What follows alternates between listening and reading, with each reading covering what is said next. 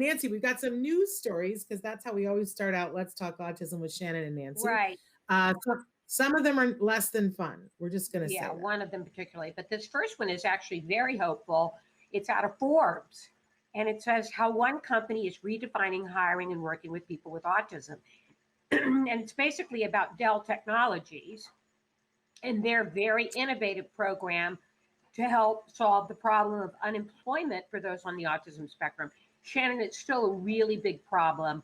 85% of those with autism are unemployed. It means that 2/3 of people with autism are not working.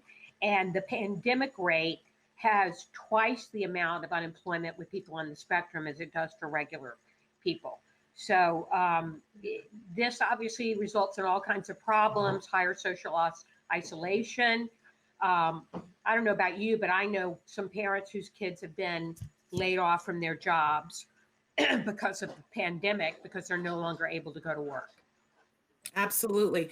What I really love is that one of the things that this article talks about, again, it's in Forbes, it's lengthy. I would encourage you to go check it out. But one of the things that it talks about is that Dell had a program that was for bringing individuals on the spectrum in, but that in COVID, it was forced to go virtual, and that has been a plus. And listen, we'll take up anything in the plus column we can with this thing, right? Yeah. But it's been a plus because it allowed two different places that were far away. They were forced to have to work together online, and they found that that has really made this program flourish. And I love that in the article, it details how beneficial it has been for Dell to have a diverse working population. Yeah. I don't know if you saw or if everybody saw that Anderson Cooper did a great article a couple of months ago now on 60 Minutes about this in general, not specifically Dell, but a bunch of different companies, and how they were recognizing that not only is it the right thing to do to bring people of diverse backgrounds in and have them working, that it's beneficial to the bottom line of the company. And I love hearing that because this is not about a handout. This is not about a favor. This is about employing people that are good for their company. And they just happen to be on the autism spectrum. And in fact, part of being on the autism spectrum and the things that come with that lend itself very well to being a good member of the team. So right. And they feature a woman in this article who has autism, who is a senior analyst for Dell. And she talks about the program and how much it's benefited her.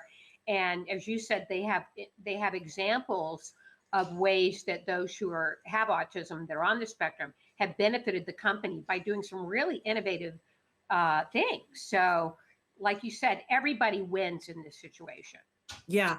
And Maytha's Touch has written into us and said, I'm training my 19-year-old son to help me on my online business reselling on eBay and Amazon. And that's great. I have to say that I want to know more because do you remember a couple of years ago, you know, I mean, more than a couple of years ago, but you could go down any street and you would see a place that was an eBay reseller. So you could bring stuff from your garage and you could bring it into them and go, hey, sell this for me. And then they would take a percentage of it. And I can't find those places. They don't physically exist anymore. So I'm glad to hear that they exist virtually. So Maytha, I got a couple of things I got to sell. Reach out to me. So, because it's how I don't want, I can't do the eBay thing. Yeah, it's great that she's training her 19-year-old son to help her with her online business. Yeah. Yeah. I mean, we all need to be thinking about, we've had Swathi who be on the show before, and her daughter makes beautiful, beautiful jewelry. Right. And to hear their stories, and it's Designs by Siri is their company. And to hear her beautiful story about, she was like, I just couldn't have my daughter sitting here. And so she began to teach her skills, which led into a business, which now employs other people. And to see, like, we loved when Siri was first making jewelry and it was beautiful, but have you seen some of the stuff she's been doing lately? Like her skills have just grown so much. to the kinds of jewelry that she's making now. It's stuff that we've got to make sure. I think that there's celebrities in Hollywood that need to be wearing this because it's amazing stuff. It was always good. It's crazy good now. And when I think about how mom saw that, and she Hmm. was, I think a lot of people, we all wish that there was a mountain on a hill that our kids could go to and everything was already there and the programs were already in place and it would be effective. But, and you know this, Nancy, we've heard this how many times. A lot of times the program isn't there and it takes innovative parents like Mathis Touch saying, I guess I'm going to train my own child and I'm going Right. to have, my own business and do that. We Yes, still, there we've aren't, been, there's no like pat answer about what your child can do after they leave the school system. And this is something we're talking about stress today. This is something that stresses me out because my son Wyatt is 19. He's in a vocational program now, but I'm trying to learn about what happens after school. yeah. And there's not a lot there. Um, there's no answer, easy answer for a parent. We have to kind of navigate our own way. But Nancy, you and I have talked for years about that. We have said forever that we need to host an art gallery experience for Wyatt where he can Uh-huh. show off his work. And, things have happened along the way that have gotten in the way of that. But I think now, we should really be getting him a virtual gallery, Uh-huh. I agree. a website, and that people could come and see He has Wyatt's a work. website already. He has a website. Okay. Well, then, we just need to put a storefront on it because I think that people would purchase art and Uh-huh. purchase prints of his art. Right. Because, that one that I show to everyone, Nancy, to this day, I show to everyone was the one where he was doing mixed media.